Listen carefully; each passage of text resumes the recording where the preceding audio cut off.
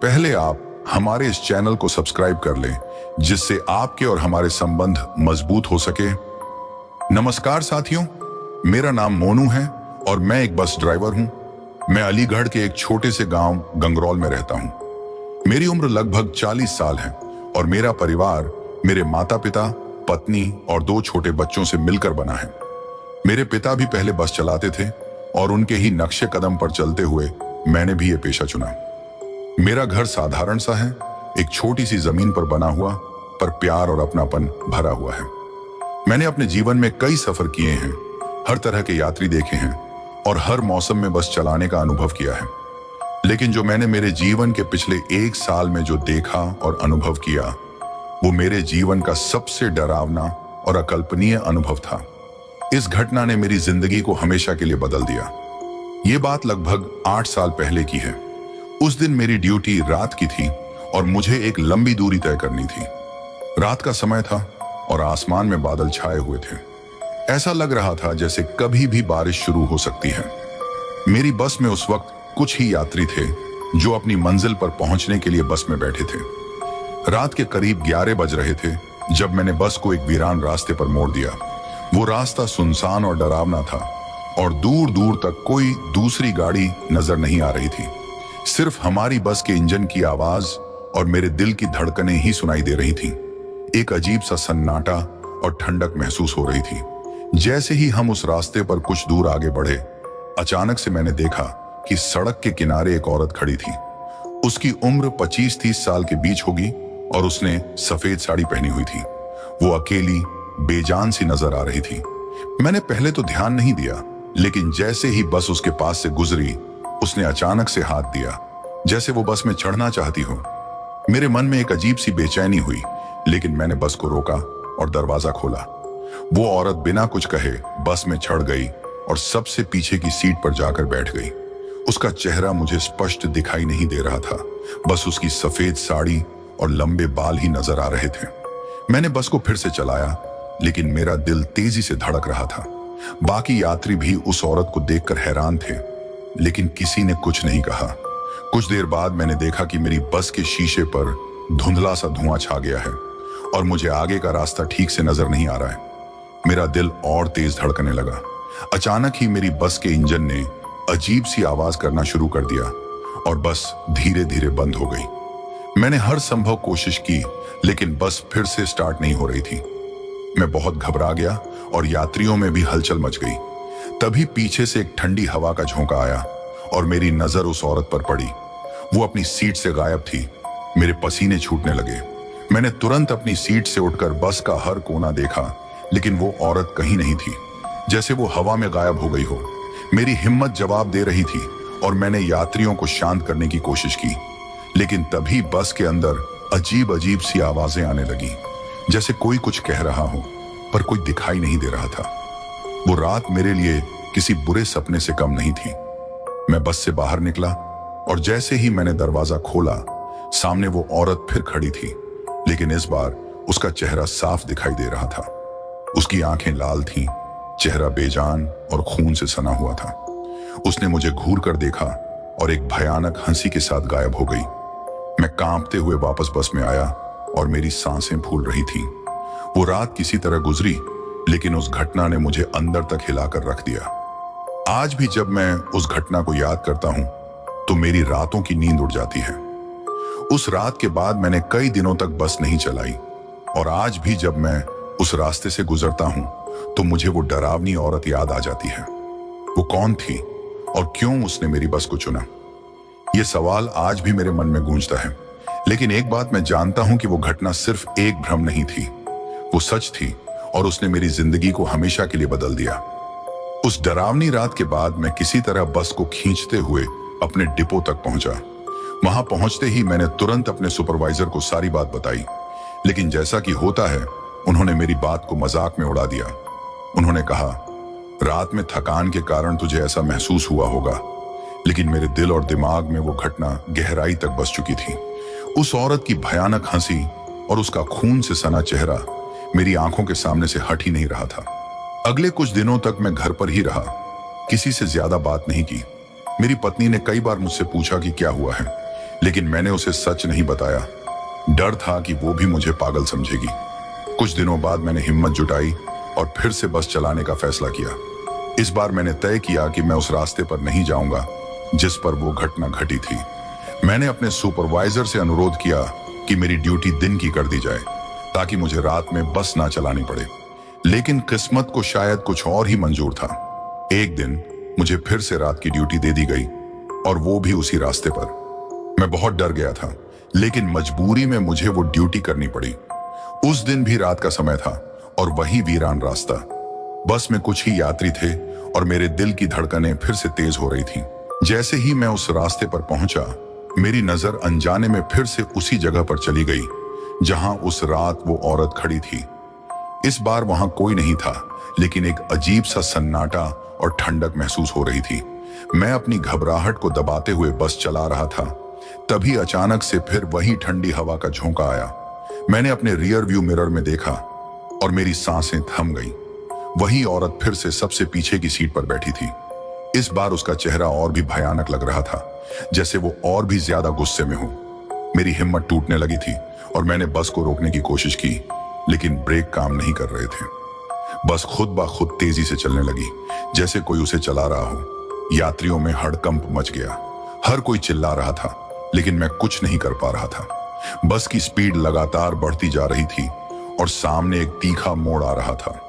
मुझे लगा कि अब सब खत्म हो जाएगा। मैं बस में मौजूद यात्रियों की सुरक्षा के लिए भगवान से प्रार्थना करने लगा। तभी बस अचानक से एक झटके के साथ रुक गई, जैसे किसी ने उसे एक झटके में रोक दिया हो। सभी यात्री घबराकर अपनी सीटों से उठ गए और जल्दी से बस से बाहर निकलने लगे। मैं भी हिम्मत करके बाहर निकला, लेकिन जैसे ही मैंने पीछे मुड़कर देखा, वो औरत फिर से वहां खड़ी थी। इस बार उसकी आंखों में एक अजीब सी चमक थी और उसने अपनी उंगली से मुझे इशारा किया कि मैं उसके पास आऊं। डर के मारे मेरे कदम रुक गए, लेकिन मेरे शरीर में अजीब सा खिंचाव महसूस हो रहा था, जैसे कोई मुझे उसकी ओर खींच रहा हो। तभी अचानक से उसके चेहरे पर एक बुरी तरह की मुस्कान आई और उसने कहा, तूने मेरे साथ धोखा किया था, अब मैं तुझे छोड़ूंगी नहीं। मैंने उसकी बात सुनी और समझ में आ गया कि ये औरत इंसान नहीं, बल्कि एक आत्मा है जो किसी से बदला लेने आई है। मेरे पैरों तले जमीन खिसक गई। मैं चिल्लाया, मैंने क्या किया है? मैंने तो तुझे पहली बार देखा है। उसने कहा, तूने मुझे धोखा दिया था और मेरी जान ले ली। अब मैं तुझे चैन से नहीं जीने दूंगी। उसकी बात सुनकर मुझे समझ में नहीं आ रहा था कि आखिर वो किस धोखे की बात कर रही है, लेकिन फिर अचानक ही सब कुछ साफ हो गया।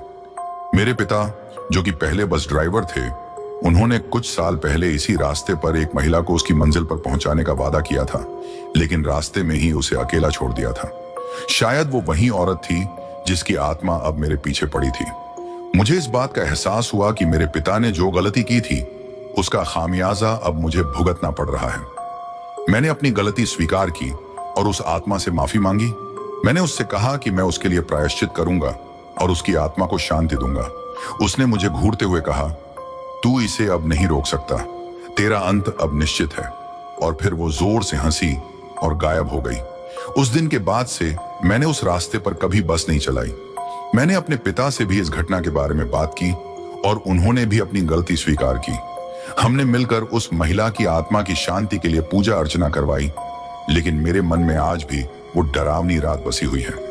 अब मैं अपनी हर ड्यूटी से पहले भगवान का ध्यान करता हूँ और प्रार्थना करता हूँ कि ऐसी घटना कभी किसी के साथ ना हो। उस रात की वो भयानक औरत, उसकी हंसी और उसकी आंखों में जलती हुई आग मेरे दिल और दिमाग में हमेशा के लिए बस गई है।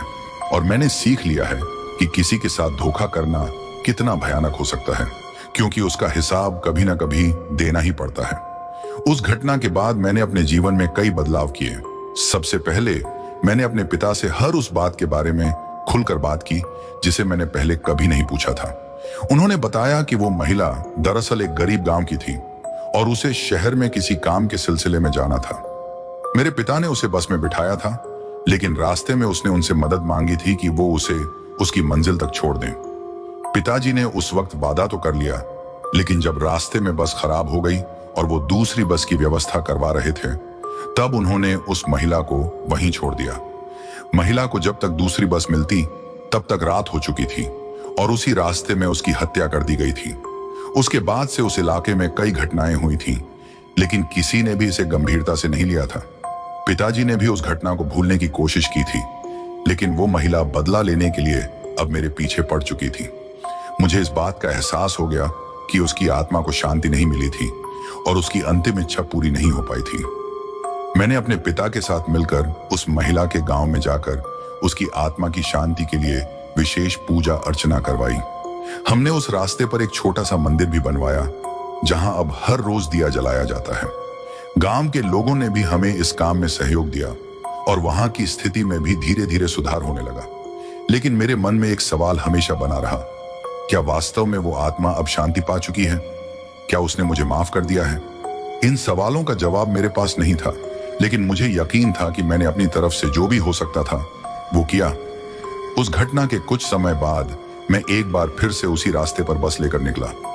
इस बार मैंने अपना दिल मजबूत कर लिया था। जैसे ही मैं उस जगह पहुंचा जहां वो महिला पहली बार दिखाई दी थी, मैंने बस को रोका और वहां पर बने छोटे से मंदिर में एक दिया जलाया। उस वक्त मुझे अपने अंदर एक अजीब सी शांति महसूस हुई, जैसे वो आत्मा अब शांति पा चुकी हो। अब जब भी मैं उस रास्ते से गुजरता हूं, मैं उस मंदिर के सामने रुककर दिया जलाता हूं और प्रार्थना करता हूं कि किसी भी आत्मा को कभी ऐसे भटकना ना पड़े। मैंने उस दिन से एक और सबक सीखा, इंसान को कभी भी अपने वादों से पीछे नहीं हटना चाहिए, चाहे परिस्थितियां कैसी भी हों। आज भी जब मैं रात को अकेला बस चलाता हूं, तो कभी कभी वो हंसी और वो लाल आंखें मेरी यादों में उभर आती हैं, लेकिन अब मैं उनसे डरता नहीं हूं। मैंने अपने डर का सामना किया है और अब मुझे यकीन है कि वो आत्मा अपनी मंजिल तक पहुंच चुकी है। लेकिन एक बात अब भी मेरे दिल में बसी हुई है, धोखा कभी ना करो और अगर गलती हो जाए तो उसे स्वीकार करो और प्रायश्चित करो, क्योंकि कभी कभी हमारी छोटी सी गलती भी किसी की जिंदगी बदल सकती है और हमें इसका हिसाब देना ही पड़ता है। उस अनुभव के बाद मैंने अपने जीवन में कुछ गहरे परिवर्तन महसूस किए। जब भी मैं उस रास्ते से गुजरता, वहां के सन्नाटे और अंधेरे में भी मुझे एक अनकही शांति का एहसास होने लगा। ऐसा लगता था जैसे उस आत्मा को आखिरकार शांति मिल गई हो। हालांकि मेरे भीतर कहीं ना कहीं वो डर अब भी बना हुआ था कि अगर कभी कोई और गलती हो गई तो क्या उसकी कीमत मुझे या किसी और को चुकानी पड़ेगी। समय बीतता गया और मैंने फिर से सामान्य जीवन जीना शुरू कर दिया। हालांकि रात की ड्यूटी से मैं अब भी बचने की कोशिश करता था, लेकिन एक दिन मुझे फिर से वही रास्ता तय करना पड़ा। उस रात भी आसमान में काले बादल छाए हुए थे और हल्की हल्की बारिश हो रही थी। मन में एक अजीब सी बेचैनी थी, लेकिन मैंने खुद को समझाया कि सब ठीक रहेगा। मैंने अपनी बस को सावधानी से चलाते हुए उस रास्ते की ओर बढ़ाया। बस में यात्रियों की संख्या कम थी और हर कोई अपने में खोया हुआ था। जैसे ही मैं उस स्थान के पास पहुंचा जहां पहले वो भयानक घटना हुई थी, मेरे दिल की धड़कनें एक बार फिर तेज हो गईं। मैंने मंदिर के पास गाड़ी रोक दी और अंदर जाकर दिया जलाने का सोचा। जैसे ही मैं मंदिर के पास पहुंचा, वहां की शांति और ठंडक ने मुझे घेर लिया। मैंने हाथ में दिया जलाया और मंदिर के अंदर जाकर उसे रख दिया। तभी मुझे पीछे से किसी के चलने की आवाज सुनाई दी। मैं धीरे धीरे पीछे मुड़ा और देखा कि वहां एक बुजुर्ग व्यक्ति खड़ा था जो मुझे बड़ी उत्सुकता से देख रहा था। वो व्यक्ति धीमी आवाज में बोला, तू वही ड्राइवर है ना जिसने उस आत्मा की शांति के लिए पूजा करवाई थी? मैंने सिर हिलाकर हामी भरी। उसने मुस्कुराते हुए कहा, तूने बहुत अच्छा काम किया है बेटा। उस आत्मा को शांति मिल गई है, लेकिन यह रास्ता अभी भी सुरक्षित नहीं है। मैंने घबरा कर पूछा, क्या मतलब है आपका? उस बुजुर्ग ने कहा, यहां पर एक और आत्मा है जो अब तक भटक रही है। यह आत्मा भी एक धोखे का शिकार हुई थी और वो अब भी अपनी सच्चाई को खोज रही है। अगर तू उसकी मदद कर सका तो शायद इस जगह को हमेशा के लिए शांति मिल सकेगी। मैं हक्का बक्का रह गया। एक और आत्मा और उसका भी धोखे से संबंध। मैं उस व्यक्ति से और जानना चाहता था, लेकिन जैसे ही मैंने उससे आगे बात करने की कोशिश की, वो अचानक गायब हो गया, जैसे वो कभी वहां था ही नहीं। मैं मंदिर के सामने कुछ समय तक स्तब्ध खड़ा रहा। उस रात की घटना ने मुझे हिलाकर रख दिया था और अब यह नया रहस्य मेरे सामने था। मैंने बस को फिर से स्टार्ट किया और धीरे धीरे उस सुनसान रास्ते से आगे बढ़ने लगा। मेरा दिल इस नए रहस्य से उलझा हुआ था, लेकिन मैंने ठान लिया कि मैं इस आत्मा की सच्चाई भी जानकर रहूंगा। आने वाले दिनों में मैंने उस बुजुर्ग की बात को गंभीरता से लिया मैं गांव के बुजुर्गों से मिला, उनसे उस रास्ते के बारे में और जानकारी हासिल करने की कोशिश की। कुछ ने कहा कि वो सिर्फ एक किस्सा है, कुछ ने कहा कि सचमुच वहां कोई आत्मा भटक रही है जिसने अपना बदला अभी तक नहीं लिया। मैं इस पहेली को सुलझाने के लिए हर संभव कोशिश करने लगा, लेकिन यह सफर इतना आसान नहीं था। मुझे एहसास हुआ कि कभी कभी हमें अपनी गलतियों का सामना करना पड़ता है, लेकिन किसी और की गलती का हिसाब भी हमें ही देना पड़ सकता है। और इस बार मुझे अपने लिए नहीं, बल्कि उस आत्मा के लिए यह काम करना था। उस आत्मा का क्या सच था, उसका धोखा क्या था, और मैं उसकी मदद कैसे कर सकता था? इन सवालों ने मुझे पूरी तरह से घेर लिया था, लेकिन मैं जानता था कि अगर मैंने इस रहस्य को सुलझा लिया तो शायद मैं और उस रास्ते पर आने वाले हर इंसान को हमेशा के लिए शांति मिल सकेगी। यह सिर्फ एक नई कहानी की शुरुआत थी, जिसमें मैं फिर से एक अनजान सफर पर निकल पड़ा था, एक नए रहस्य की ओर, जो शायद मेरे जीवन का सबसे बड़ा सच बनने वाला था। मैंने उस बुजुर्ग की बात को अपने दिल और दिमाग में बसा लिया। यह एक नई चुनौती थी, एक ऐसा रहस्य जिसे सुलझाना मेरे लिए जरूरी था। अब मेरी जिंदगी का मकसद सिर्फ एक आत्मा की शांति तक सीमित नहीं था, बल्कि इस दूसरी आत्मा की सच्चाई को उजागर करना भी था। अगले कुछ दिनों तक मैंने उस रास्ते से गुजरते हुए हर छोटी बड़ी बात पर ध्यान देना शुरू कर दिया। मैंने गांव के लोगों से भी और बातें जाननी चाहिए, लेकिन हर कोई इस विषय पर बात करने से कतराता था। कुछ ने कहा कि वह आत्मा एक यात्री की थी जिसे रास्ते में ही मार दिया गया था। दूसरों ने कहा कि वह एक औरत थी जो अपने प्रेमी से मिलने आई थी, लेकिन धोखे का शिकार हो गई। जितनी भी बातें सुनी सभी अलग अलग थीं, लेकिन उनमें एक चीज समान थी, धोखा। यह आत्मा भी किसी धोखे का शिकार हुई थी, और शायद इसलिए वह अब भी शांति नहीं पा सकी थी। एक रात जब मैंने फिर से उस रास्ते से गुजरने का फैसला किया, तो इस बार मैं अकेला नहीं था।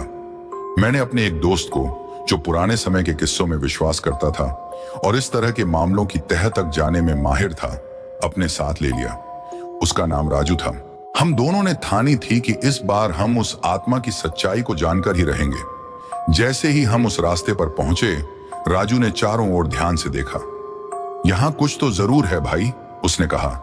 यह जगह सिर्फ एक रास्ता नहीं, बल्कि एक छुपे हुए रहस्य का अड्डा है। मैंने गाड़ी रोकी और हम दोनों बस से बाहर निकल आए। अंधेरे में सिर्फ हमारी टॉर्च की रोशनी थी, जो किसी न किसी रहस्यमयी चीज की ओर इशारा कर रही थी। हमने मंदिर की ओर कदम बढ़ाए, और जैसे ही हम वहां पहुंचे, राजू ने मंदिर के चारों ओर गौर से देखा। अचानक उसकी टॉर्च की रोशनी एक पुराने टूटे फूटे पेड़ के तने पर पड़ी। पेड़ के पास जमीन में कुछ ऐसा दिखा जैसे वहां कोई निशान हो।